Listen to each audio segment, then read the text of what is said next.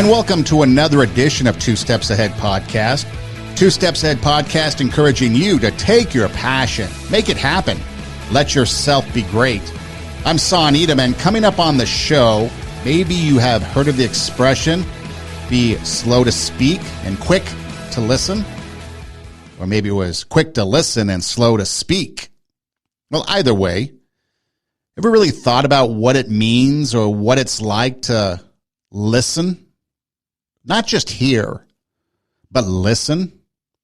I think back over the last couple of years, and with everything that was going on with the pandemic and masks and vaccines and everything else, lockdowns, politics, the elections, everybody was pretty much quick to speak. Nobody wanted to listen to the other side. Although everybody was quick to listen to the so-called experts that divided us, but that's another story. I'm talking about just listening, conversations, coworkers, maybe somebody you're in a relationship with, maybe kids, players on your team, maybe workers that are under you if you're a management position person or if you're in a position of leadership. Maybe just in daily conversations with somebody. Even when we take those conversations online, do we really listen to what's being, in this case, possibly written, like in maybe a Facebook post? Or maybe it is a video that's posted on a video social media like TikTok or Instagram, on the Reels. So I thought what we could do is take a look at what it's like or what it means to listen. What can we do to be better listeners? How many times have you had a conversation with somebody and they're on their phone, or you're talking to them and then all of a sudden you feel like, well, wait a minute. They're not really listening to me. They're not paying attention. Or you wonder if they're paying attention to you and what you have to say. You know, and oftentimes people will come to you to have a conversation about something, and it could be something frivolous like, hey, the Super Bowl. Or it could be something more serious like, I'm thinking about doing this, maybe changing jobs, maybe getting a new hairstyle, maybe getting involved in a relationship, or maybe it's something even deeper than that. Maybe they're going to have a conversation with you about how they're feeling, but they don't come out directly and tell you exactly what they're feeling. They kind of beat around that bush. And then we miss out on what was actually being said because we weren't paying attention. We weren't listening. Or maybe you sit there and you're trying to think of what it is that you want to say in response, and you're not really hearing what they're saying, what's being shared. You know, you're sitting there and you're like, okay, what am I going to say next? Okay, they said this, so I can counter with that. And it becomes a debate. And yet when it comes to debate, there's a lot of people that don't know how to debate. And so it just becomes an argument. And so that's what we're going to talk about. We're going to talk about what it's like. And think about this, okay? Think about if you've been in that situation, okay? You've had a conversation or you're having a conversation, and they're not listening to you, or you don't think they are. How do you feel? We've heard a lot over the last couple of years about one group or another not being heard, so they feel like they're unheard. Their concerns aren't being addressed, which leads to their needs not being met. So they feel unheard. Maybe they're misunderstood because you're not listening to them. Ever thought about that? Have you ever had a conversation with somebody and you're kind of going round and round and you're arguing about something, and then you realize that you're arguing about the same thing, like you both agree on the same thing, but you just have a different way of expressing that, but because nobody's listening, you're having this big argument. Then when it's over, you're like, wait a minute. We believe the same thing. What are we arguing about? Could be a movie, could be a song, could be the halftime show of the Super Bowl. So yeah. Also then people may feel disconnected, like they're not involved. Ever been a part of a conversation where you have no idea what's going on? Maybe people watch a show that you don't, and so they're talking about it in the break room, and you're like, what's going on? You know, that's a normal disconnect from a conversation, but what if you're in a conversation about something serious and they're not listening? They feel disconnected. Maybe their emotions aren't being met. So what's it like? What's it like as an example of a conversation? A conversation that's being carried on, and maybe you're on the receiving end of that conversation and you're just not really interested in what's being said. That's the biggest, I think the biggest hurdle we have to overcome is if someone comes to us and wants to share something that they're interested in, but yet we don't really know or we don't really care. It could be politics. It could be something like anime. How many of you understand anime and that whole genre? Or maybe music. Maybe you didn't like the Super Bowl because you didn't understand the music. The music. Or maybe it was just bad. Maybe 50 Cent hanging upside down, 50 pounds overweight's a bad idea. So you have these conversations, but you're not listening to what the other person, because the people in the inner city, it might have meant something to them, but for everybody else, maybe not. So there's that disconnect. But what's that conversation like? So I brought an example of what that conversation could be like, and it's a clip from the Big Bang Theory, I believe. And this is how the conversation went. Maybe you can relate. First, there was PlayStation, aka PS1. Then there's PS2, PS3, and now PS4. And that makes sense. You'd think after Xbox, there'd be Xbox 2. But no. Next came Xbox 360. And now, after 360, comes Xbox One. Why one? Maybe that's how many seconds of thought they put into naming it. Can you get the butter, please? Yeah. However, with the Xbox One, I can control my entire entertainment system using voice commands. Up until now, I've had to use Leonard. Then get the other one. Pass the butter. Hang on. I don't feel like you're taking this dilemma seriously. Fine, Sheldon. You have my undivided attention. Okay, now, the PS4 is more angular and sleek looking. No way! It's true. But the larger size of the Xbox One may keep it from overheating. Well, you wouldn't want your gaming system to overheat? No, see, well, you absolutely would not. And furthermore, the Xbox One now comes with a Kinect included. Included? Yes. Not sold separately. Although the PS4 uses cool new GDDR5 RAM, while the Xbox One is still using the conventional DDR3 memory. Why would they still be using DDR3? Are they nuts? See, that's what I thought. But then they go and throw in an ES RAM buffer. Oh, wait a second. Who's they? The Xbox. You're kidding! No, I am not. And this ES RAM buffer should totally bridge the 100 gigabit per second bandwidth gap between the two RAM types. This is a nightmare. How will you ever make a decision? You see, I don't know. What should I do? Please pass the butter!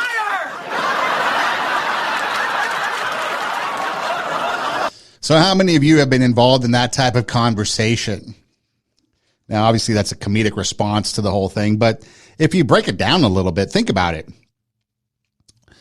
The one character, whatever his name is, because I don't watch the show, nor did I bother to research it, but he's having a conversation about the Xbox, which I kind of find interesting because I grew up on the video game console. The Atari 2600 was the first one I had. And then, you had the Nintendo, and then there was, Sega Genesis. And then you had all the generations from there. Then you had the Xbox and Xbox One and everything else. So I enjoyed the conversation, but when you take a look at what's being said, first off, there has to be a conversation. So first off, the engagement increased, although it was exaggerated for comedy. But in reality, when you find somebody that has a common interest as you do, and you share that conversation and that topic, it gets exciting. I remember in the radio business, when you come across somebody that's has a love for radio as well, and it's probably other things too. I mentioned anime earlier. You talk to somebody who might not know really a whole lot about anime, but they're trying to have a conversation with you, and then you come across somebody that really knows it. You get excited about it, don't you? You want to engage in that conversation a lot more. Or maybe it's some other things, or maybe sometimes if you're in a new workplace or you're in an environment and you really don't know anybody, maybe it's a party, maybe it's a gallery opening, whatever. And you come across somebody because there's a bunch of strangers there, and maybe you start talking about maybe the art on the wall. And then at least a conversation about something else. Then you realize you guys have something in common, strikes up the conversation. but how quickly the conversation dies when there's no mutual interest in that topic, right? So the gaming system there, obviously the two disagreed or didn't see eye to eye on the interest of that conversation. But once the feigned interest was expressed, the conversation got more engaged, more enlightened, more fun. They're excited about it. So yeah, the over-exaggeration of the scenario kind of puts a point on these type of conversations. Engagement led to excitement. Excitement of the storytelling or the conversation, especially by the other person that really cared. But that was only done when engagement was created, when the person who was being spoken to got involved. And what did we talk about earlier? Unheard, disconnected, misunderstood, right? Those were the three things that we kind of mentioned at the start of the show. When you're not listening to somebody, how the other person could feel. And in that clip right there, he's like, hey, I don't feel like you're listening to me. And then it went from there.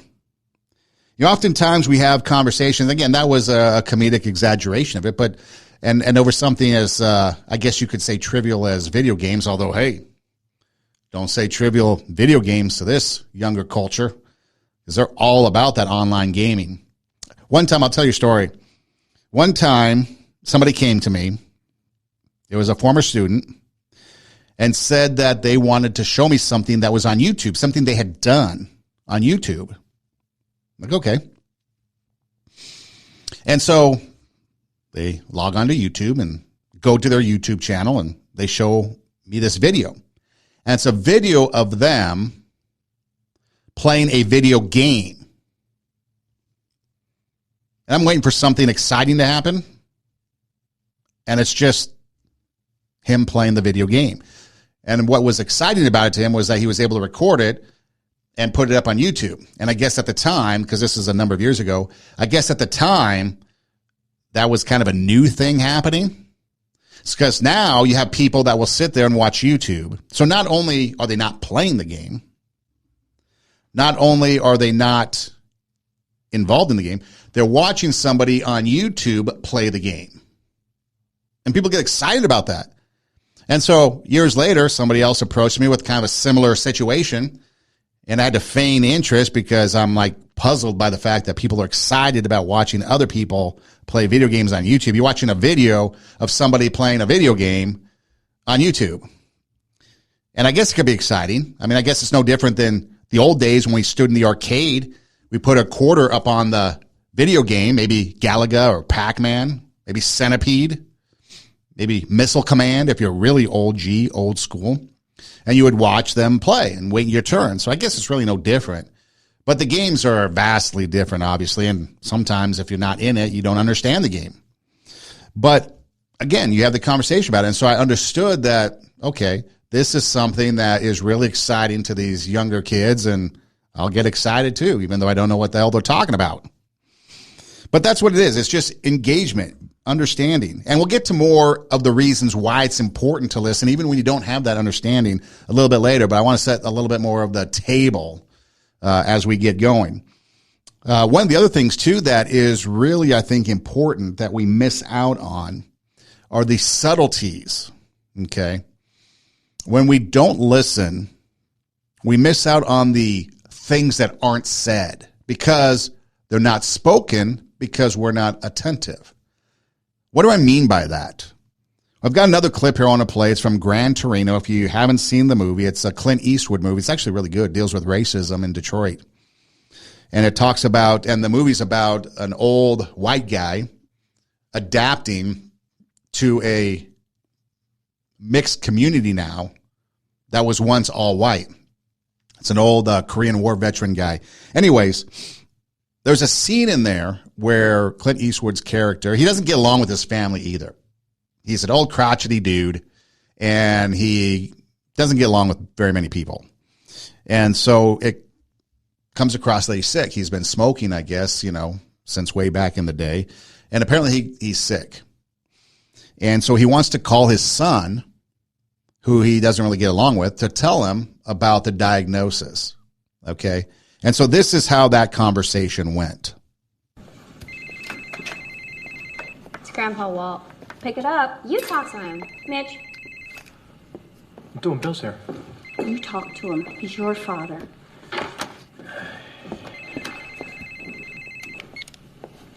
Hey, Dad. Hi, Mitch. It's me, your dad. Yeah, I know. What's up? Oh, nothing much, really. How's everything going? I'm fine. Fine. Doing fine. Fine. Good. How about Karen and the kids? Fine. Everybody's great. Doing fine. Good. How about work? Busy. Yeah, I suppose. In fact, speaking of busy, I got a lot on my plate right now, so if there's not something pressing, No. No, not at all.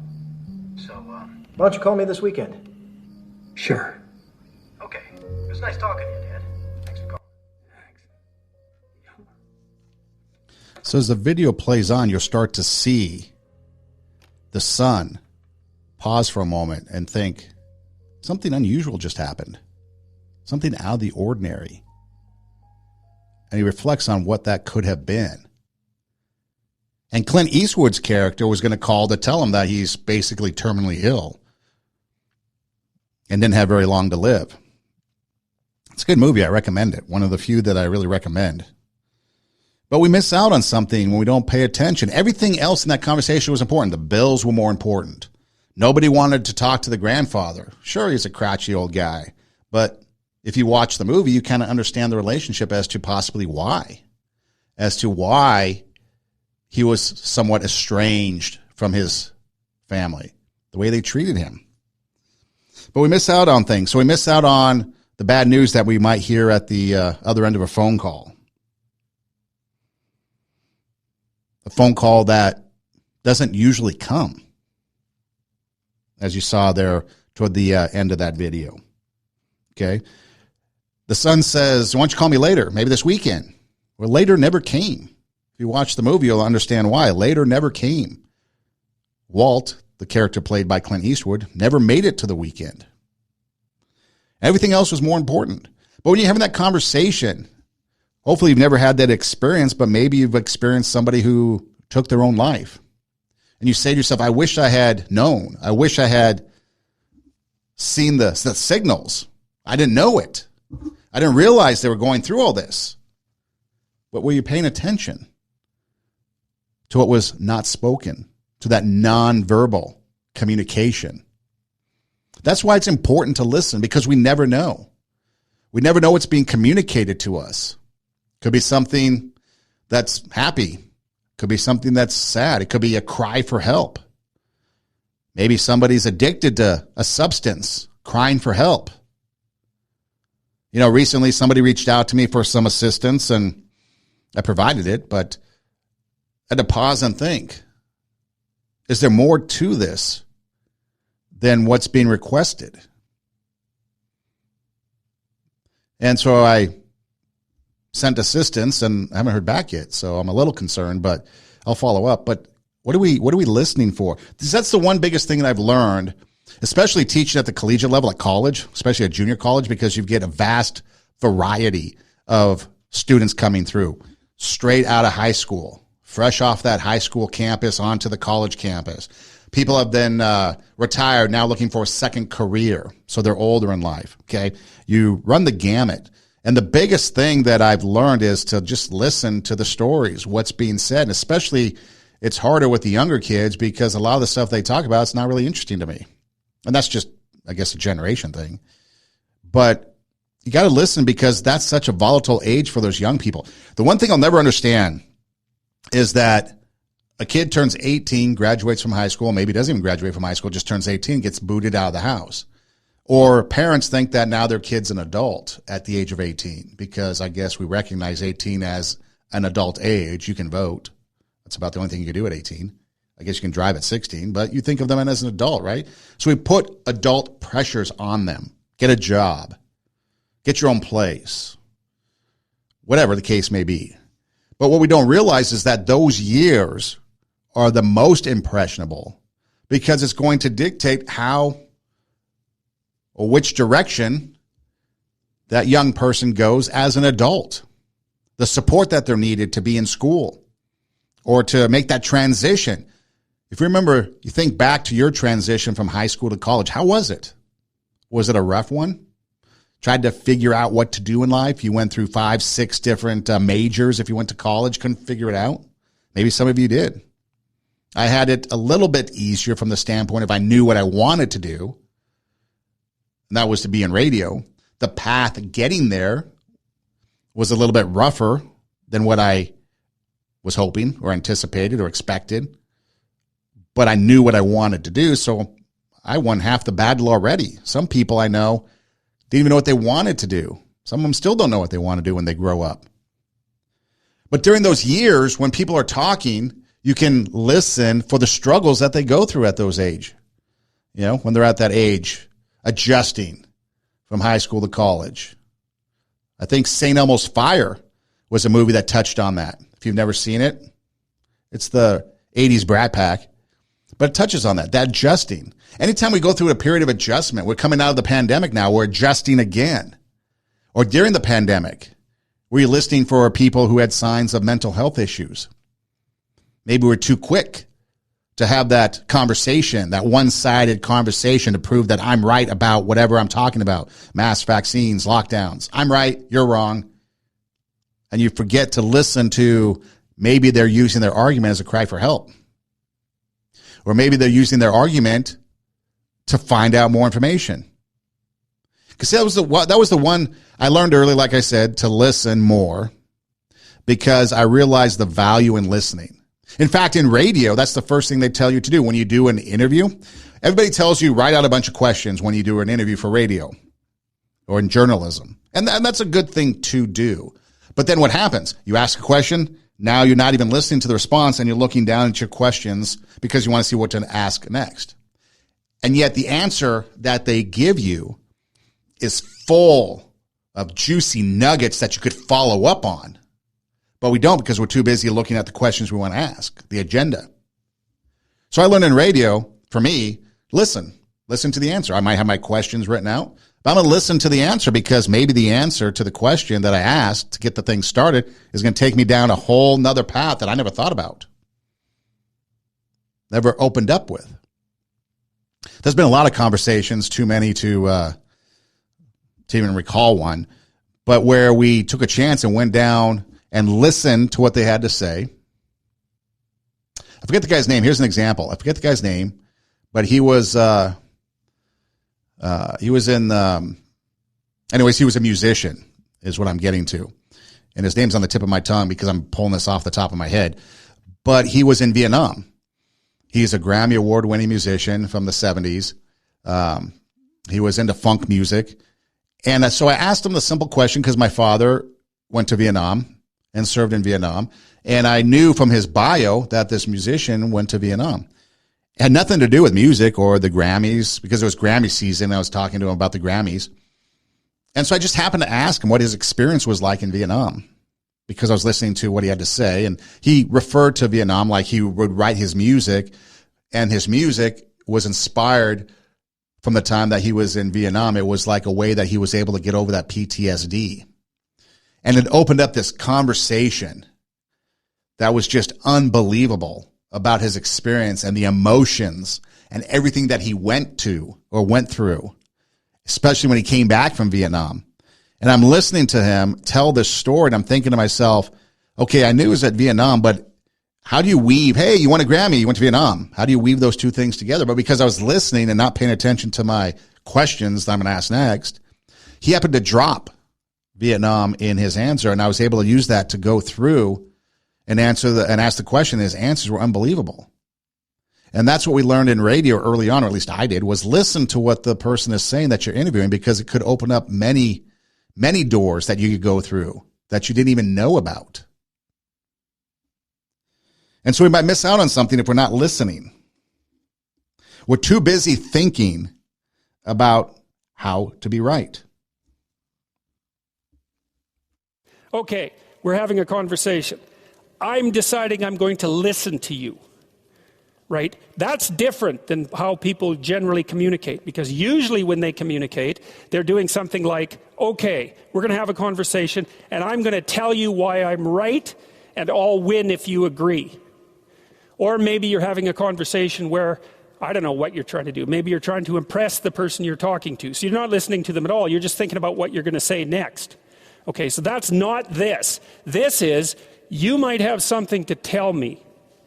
And so I'm going to listen on the off chance that you'll tell me something that would really be useful for me to know. And so if you agree with me and I find that out, I know nothing more than I knew before. I just know what I knew before. And maybe I'm happy about that because, it didn't get challenged. But I'm no smarter than I was before. But maybe you're different than me. And so while I'm listening to you, you'll tell me something I don't like. Maybe it's something I find contemptible or difficult, whatever. Maybe you'll tell me something I don't know, and then I won't be quite as stupid. And then maybe I won't run painfully into quite as many things. And that's a really useful thing to know, especially if you live with someone and you're trying to make long-term peace with them, is they're not the same as you.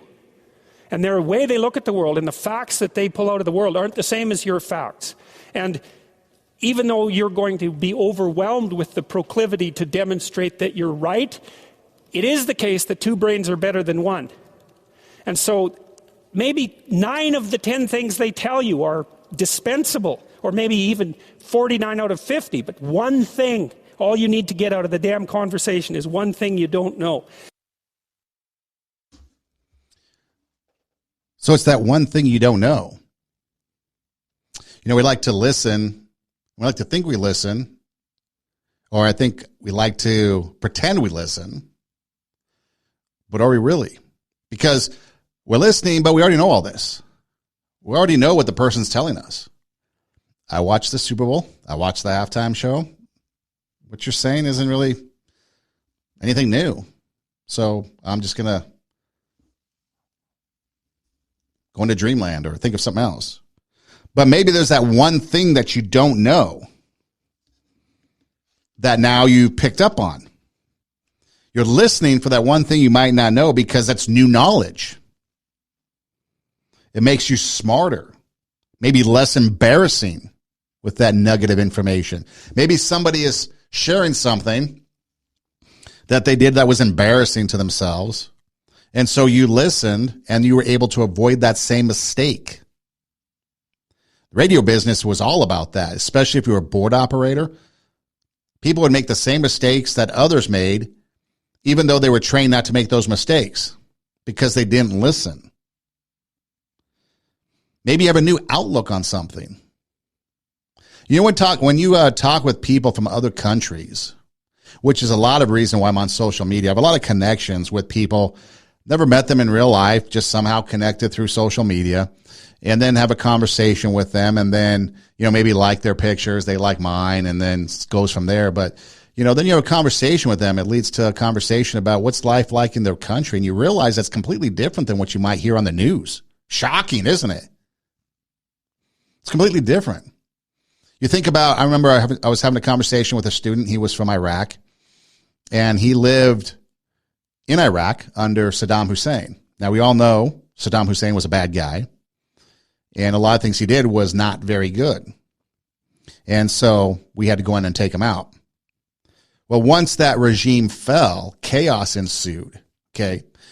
And so the student's telling me that when he was living in Iraq under Saddam Hussein, you could pretty much do anything you want as long as you did not speak out against the government. There were, I don't know if you call them discotheques, but dance clubs that you could go to. There were bars and things like that, smoking lounges, hookah, whatever. And you could live your life. There was the open air markets and stuff like that. You go shopping. So there's a lot of things you could do that was pretty normal for somebody that was living there at the time. Now, I'm not saying that's what it was like all the time for everybody. He's just sharing his experience. So to me, I'm thinking, okay, wow, he must have had it nice there. Well, when Saddam went down, that's when he fled the country because his life was threatened. His family's life was threatened because now ISIS or the Taliban or whoever took over was just out to kill people. People that might not have lived a life that was according to whatever the Taliban rule was, Sharia law. And so they had to bolt. But when you listen to them, you think, okay, what I learned about Saddam Hussein versus what he shared about his country that he lived in, I had a new outlook on how things might have been.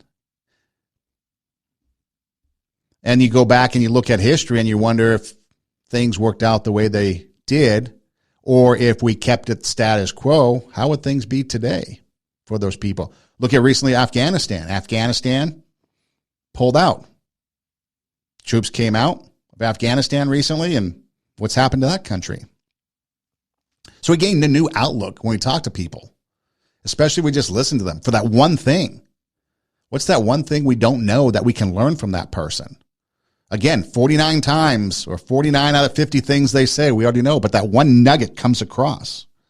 What's that one thing we don't know? Imagine what the world would be like if in every conversation we had, we learned one new thing.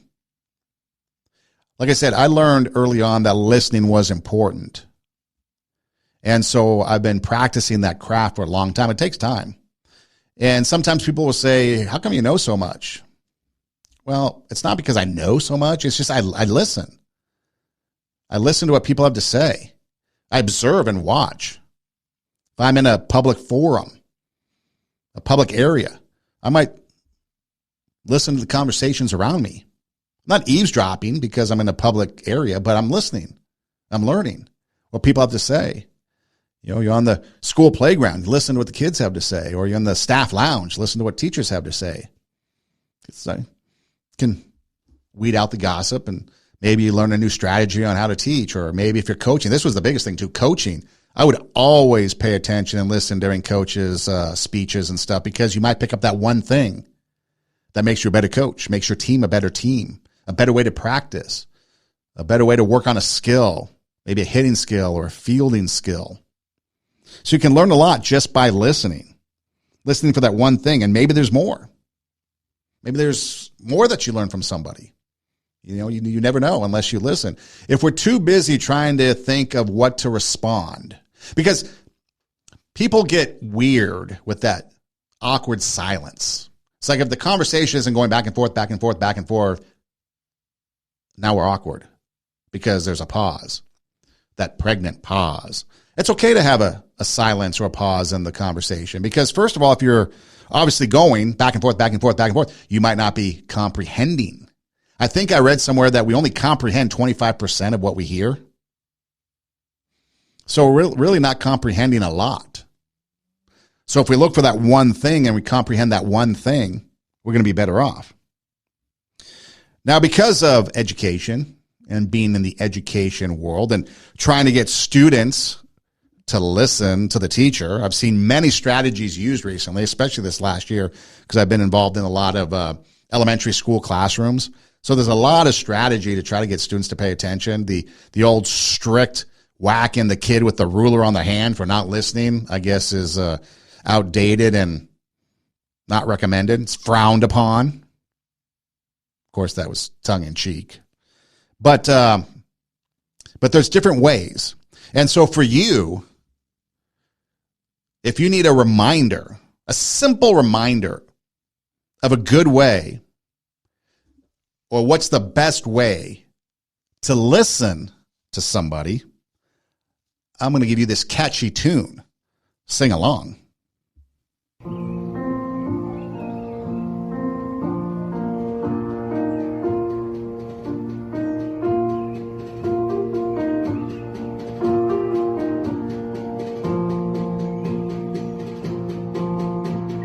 Eyes are watching, ears are listening, voices quiet, bodies calm. This is how we listen, this is how we listen at group time, at group time. Eyes are watching, ears are listening, voices quiet, bodies calm. This is how we listen, this is how we listen at group time. So eyes are watching, ears are listening, bodies are calm, voices are quiet, and we're listening. Now they say at group time is their song, but anytime. And that's something simple to remember. Think about it. Eyes are watching. You're engaged in the conversation. You're not looking on your phone. You're not being distracted by other things that are going around. Now, I know eye contact is the hardest thing for people to do, to maintain eye contact. And I try to do this sometimes. I try to not stare down somebody, but maintain eye contact with them as they speak. And you'll see that their eyes will drift. They'll look off. And sometimes I do when I'm talking. I'm looking off because that direct eye contact can be uncomfortable. So just because somebody looks away or looks down doesn't mean that they're not interested. Breaking eye contact doesn't necessarily have to be a bad thing because it can be uncomfortable. You're going to have a staring contest. As you have a conversation, you're just going to stare each other down. It's a little awkward. So yeah, you might break eye contact. You might look around or something walks by, whatever, and you catch your eye contact, whatever. But yeah, so breaking eye contact isn't necessarily a bad thing. It just depends on the reason. But eyes are watching. It's not staring or looking, it's watching. You can watch body language. If you break eye contact, you could be looking at the hands, the gestures that might be going on.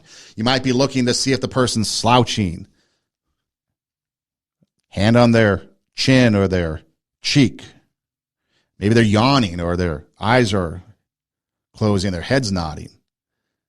Maybe they're excited because they're up and they're animated.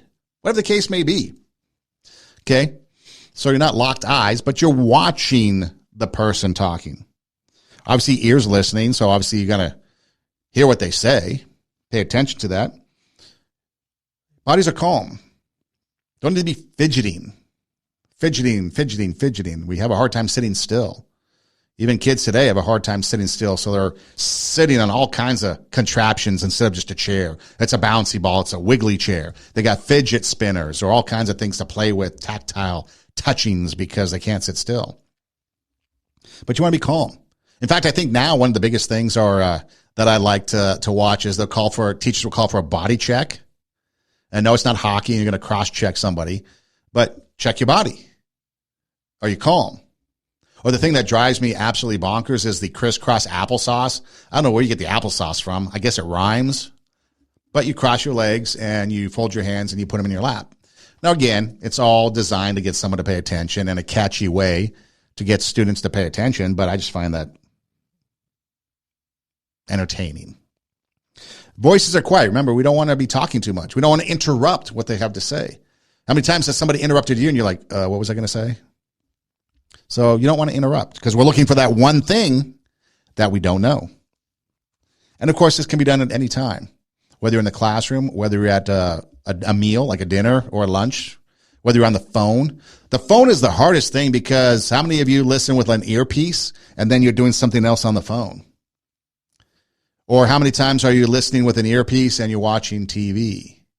Or maybe you're driving because we have hands-free devices. And so it's kind of like, how many of you have taken off in a car to drive?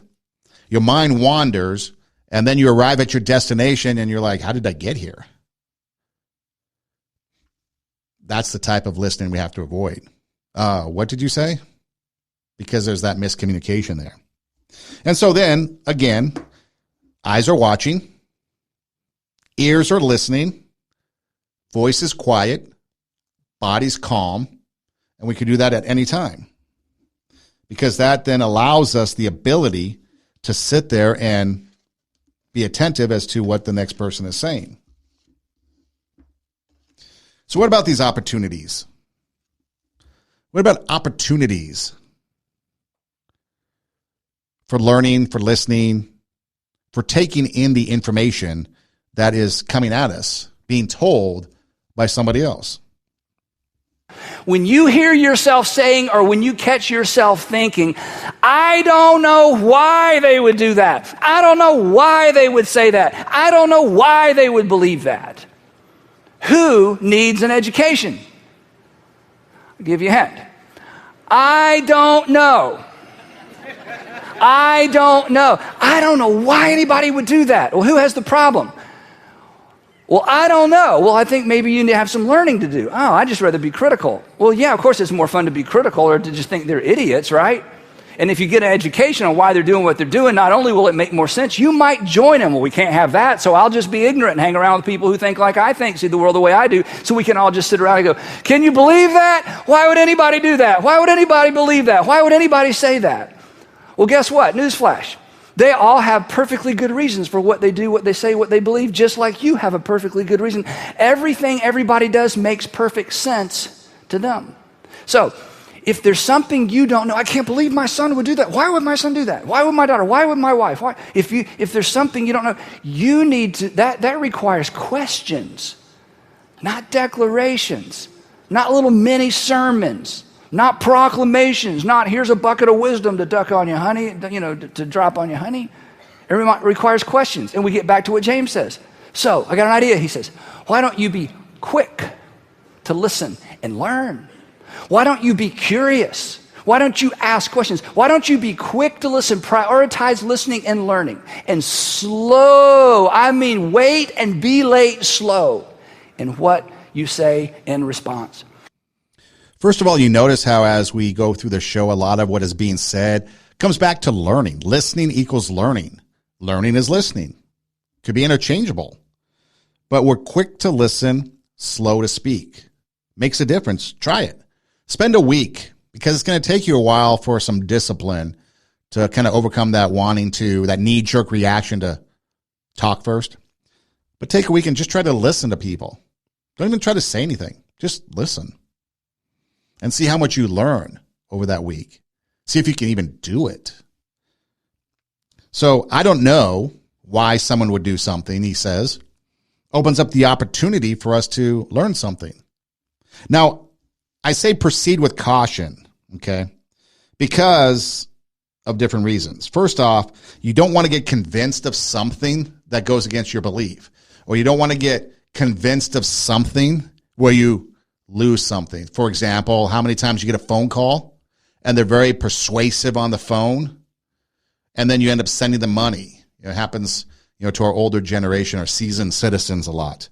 We get scammed. It's a scam. Or you listen and they pull at the strings of your heart and they've got all the right things and we're listening and we get suckered into doing something. So we have to proceed with caution when we're listening. So obviously when we're listening, we could also maybe throw in the fact that it's a trusted source that we're listening to. Because if it's not a trusted source, then maybe we got to be apprehensive. Maybe we got to be apprehensive if we're listening to the news, politicians, someone with a selfish motive or an agenda. So again, know the source. Okay, know the source about what the conversation is and what they're saying, because oftentimes people will get you into trouble if you listen to them, and we get convinced to do things against what we should do. So again, ask questions. Find out. By asking questions, if you're looking for that learning experience or that learning opportunity to gain new knowledge, well, ask questions. Eventually, maybe you uncover the fact that it's a scam, or maybe you shouldn't do this, or it's a bad idea. Bad investments. How many of you lost money on crypto because every single crypto that came out, maybe Dogecoin or maybe Bitcoin, something like that. And so you invest and then you're like, wait, where'd my money go? So ask questions. The other thing too is you think back in history, how many people were convinced to do something like Jim Jones and that cult that went down to South America? Was it Guyana? And they all ended up perishing. Well, most of them. Or maybe politics, You get convinced into something political, or maybe you just get into a political fight. Or maybe like during the pandemics, the masks, the vaccines, etc. One of the things that I found curious is now, as a quick side note, because again, it goes back to listening, is the conversation. So this isn't a political point, this is a listening point. Okay? I listened early on to a study done by Stanford University and by Duke University. Okay? It was probably the summer of 2020. And they both said that the cloth masks that we were wearing weren't working.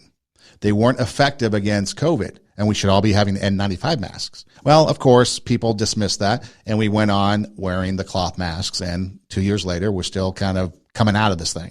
Well, now you've seen people on CNN come out and say these cloth masks really didn't do much. Okay.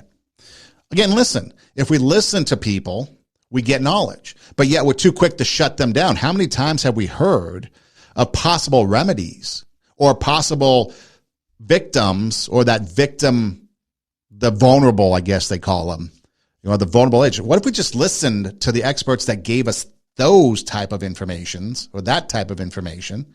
Then maybe the last couple of years might have been different. But instead, we shunned them, anybody who was opposite of the politics. Okay? Again, this is a listening analogy, not a political analogy.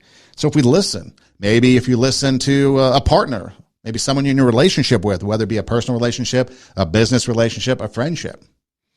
How many of you have been in the position to tell somebody, I told you so? Or maybe been in the position where people have told you, I told you so. Not a good thing to say, but for conversation's sake, have you been in that position? And maybe if we had listened, maybe we wouldn't have gotten ourselves into that trouble, so to speak. So again, we want to be quick to listen, slow to speak. We don't want to get convinced of something, so we ask questions. But again, if we don't know, I don't understand why they do that. Go find out. I don't understand, or I don't know why. Go find out. It's okay to understand, because then you might either A, be more understanding of why they do something. It's kind of like this, quick analogy. So it's Thanksgiving time, and it's modern day, and the mother puts the turkey into the oven. Now, the little girl notices that the mom cuts the turkey in half before she puts it into the oven. So the little girl is curious and asks her mother, why do you cut the turkey in half and then put it into the oven? The mom pauses for a minute and says, I don't know. You're going to have to ask your grandmother. So the little girl goes to the grandmother and says, Grandma, why does mom cut the turkey in half before putting it in the oven? And the grandmother says, well, I don't know why your mother does it, but when she was growing up, the ovens were so small that I had to cut the turkey in half and cook one half at a time because a full turkey would not fit in that oven. So again, why we do things? Well, maybe if we had listened or asked questions, we might have learned something, not look so silly. Never know. So how can we be good listeners? What can we do? We've kind of talked about some things, but what can we specifically do to be better listeners? Oh, I don't know. I feel like my parents don't pay attention to me. Mm-hmm. It's like I'm not even there sometimes. Uh-huh. They don't... Mm-hmm. Maybe I have to do something drastic, like dye my hair. Sure. Sounds like a great idea. A huge part about being a good friend or a romantic partner is learning to communicate well with the other person. Being a good listener is more than just allowing the other person to speak. You've got to be able to hear what the other person is saying in order to understand the meaning behind their words. There are a few things you can do to be a good listener. Pay attention. Don't be distracted by things happening around you. Don't get on your phone and start scrolling or texting. Don't judge what the other person tells you. Let them finish their thought without worrying that you will jump to conclusions. Don't spend time thinking about what you're going to say next. This is hard to do if you're feeling defensive, but it will really help if you listen. Show empathy. Empathy means that you show the other person that you feel what they feel. Don't offer solutions to a problem unless you're asked specifically. Most people just want support.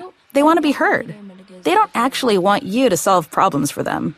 Ask questions to be certain that you understand what the other person is saying, but don't interrupt. Wait until the person pauses. Be responsive. Nod your head or reflect back by saying something like, "You must be so excited," or "That's terrible." Being a good listener is an important skill and can help you to become good boyfriend or girlfriend material. People like to be heard, especially by those they care about. And if you need practice, and don't we all, try it out on your close friends and family members. Oh my gosh, Jim, what have you done to your hair? You really got to talk to me before you do such things. So in the beginning of the clip, the guy talks about to the very girl that at the end of the clip says, you should have talked to me about it first. He mentions he might do something drastic like change his hair color. She wasn't listening. Obviously, that's the point of the clip. So what can we do to be better listeners? Just to recap, avoid distractions, whether it be the phone or anything else. Reserve judgments until after the conversation. Don't draw any conclusions as the conversation is going on because the conversation could change and those conclusions could change. Don't sit there and think about what am I going to say next. Let the conversation play out. Focus on what the other person is saying. If it's a conversation kind of that's going back and forth, yeah, you might have some so-called rebuttal or questions or whatever going on, what you're going to say next, but don't make that the point. Don't focus on that. Focus on what's coming at you, that information, because again, you're looking for that one thing that you don't know. Show empathy. Basically, have an understanding of what that person might be going through, kind of like the old walking a mile in someone else's shoes before you can really understand them. So try to understand them and have empathy for them. Avoid just throwing out solutions because sometimes someone just wants to get it off their chest. Oftentimes when you go to therapy, I'm told that it's just the conversation of somebody listening. That's all they want. The therapist really isn't offering much solutions. Now, there might be times where they do, but in some cases, it's just the person wanting to talk. Get stuff off their chest, off their shoulders. Makes them feel better because they just can talk to somebody. So you're showing support is what you're doing, supporting them. And then at the proper time, you can have responsive questions or comments or input, whatever the case may be. And then at the end, the girl, hey, what did you do to your hair? You should have talked to me about that. How many of us have been in that position where we weren't paying attention and then we're like, oops, I guess you did tell me. The last thing I want to mention is actions speak louder than words. Have you heard that? Actions speak louder than words. Well, how does that fit into listening? Action speaks louder than words. What you do is more important than what you say. You often say to someone, I love you, but you don't show her how much you do. Or often you say, I miss you, but you don't even bother to call sometimes and say hello. If you really mean something, you should show it. Don't you agree?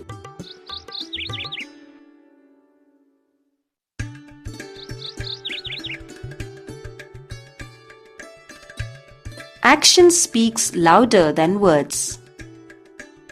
This age-old saying means, what you do is more important than what you say. So what you do is more important than what you say. So when it comes to listening, having that active listening, eyes watching, ears listening, body calm, voice is quiet, that speaks louder than if we were to blurt back solutions and tidbits and input. So actions speak louder than words. The actions of listening speak louder than the words we say. Think about that. So again, if we're trying to be a better listener, we're making eye contact. We're watching. That's going to speak louder than being on the phone and being distracted. They're going to see us engaged in what they have to say. We're attentive. We're involved in the conversation. It's not just a one-way conversation, one-way street. In the moment, when the time is right, we interject. We respond. We inquire. Maybe we keep an open mind about things, but again, to a certain extent, we don't want to be so open-minded that our brain leaks out and we become brainwashed. We have to have our own thoughts. We have to have our own conclusions, our own judgments and opinions. But yeah, we want to keep an open mind about things, especially things that maybe go against us, because again, we might be learning that one thing that we didn't know, and we might be providing empathy for somebody because all they want, they're not trying to convince us of anything. All they want us to do is listen to get whatever's burdening them off their chest.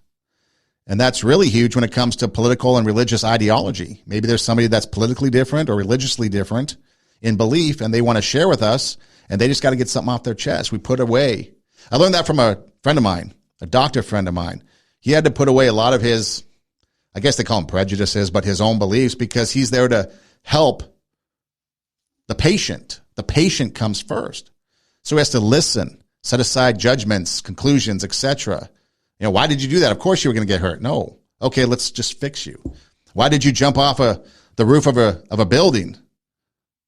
Whatever the reason is. You could have gotten hurt. Obviously you got hurt. No, you put those aside and you address the problem. So you're keeping an open mind about what's going on, but your mind's not leaking out. Avoid interrupting. Interact appropriately. Watch out for those nonverbal communications, because that nonverbal communication could be huge. That's why we're attentive and paying attention. Actions speak louder than words. We show that we care because we're involved. And then we don't share that conversation with other people. We don't want to go spilling secrets. Keep those secrets. If they ask you not to tell, don't tell. And keep this fact in mind. 85% of what we learn comes from listening. 85% of what we learn comes from listening. So maybe we should be quick to listen and slow to speak. Maybe we should sit there and listen more, especially for that one thing that we don't know, even though we know all other 49 things that this person's been talking about. So when people feel unheard, misunderstood, or disconnected, maybe we're doing a bad job of listening. And maybe we need to work on that so that we can add to our knowledge. We can grow in our relationship with the person. We can build community. We can expand our horizons. We can share experiences. We can avoid similar mistakes. We can adapt to change. We can have multiple solutions to something instead of just my way or the highway. Well, maybe somebody else has a better highway we want to be on. We can grow as a person, as a community, as a society. So the importance of listening is huge. And I encourage you to practice that. Practice listening. Practice the art of listening and be slow to speak and quick to listen. And you might make a difference. This is Two Steps Ahead Podcast. Two Steps Ahead Podcast, encouraging you to take your passion, to make it happen, and let yourself be great. I'm Son Edom. Thanks for listening. We appreciate it. You can find us, the best place to go to find all things Two Steps Ahead Podcast is radiowarp.com, radio, W-A-R-P, radiowarp.com. You can go there and you can listen to the show via our SoundCloud account. You can watch the show via our YouTube account. You can also subscribe to YouTube and SoundCloud and get notifications when new shows drop, which are usually every Friday. And then you never miss a show. You can also listen to it live every Tuesday night, 8 p.m. Pacific, 11 p.m. Eastern on radiowarp.com. Just go to radiowarp.com, listen live, click on that. Media player pops up and we come on. It also plays on radiowarp.com throughout the week at various times, along with some other shows and some great musical content. So radiowarp.com is a good place to go. Instagram, TWO, Two Steps Ahead Podcast is a show page. My personal page is Edom Rocks, EIDEM ROCKS. And that's our Instagram page. And then we're everywhere you listen to podcasts, and you can always just Google search, hey, Siri, hey, Alexa, play TWO, Two Steps Ahead Podcast, and we pop up. So Two Steps Ahead Podcast is where we are at. Again, the topic tonight was listening. And I encourage you to practice listening and look for that one thing that you might not know. One thing to increase your knowledge, to gain empathy, to have understanding as we move forward, especially as we're in a year of transition. 2022 is just another year of transition, and we're going to continue to be in this stage, I think, for a while. And so it's going to be a lot of different things that we come across. And so let's be attentive and pay attention and listen for that verbal and nonverbal communication that we're receiving, because 85% of what we learn comes from listening, and we're listening for that one thing to increase knowledge. So again, thank you for listening. Do tell a friend. Two Steps Ahead Podcast. We'll see you next time. Take care.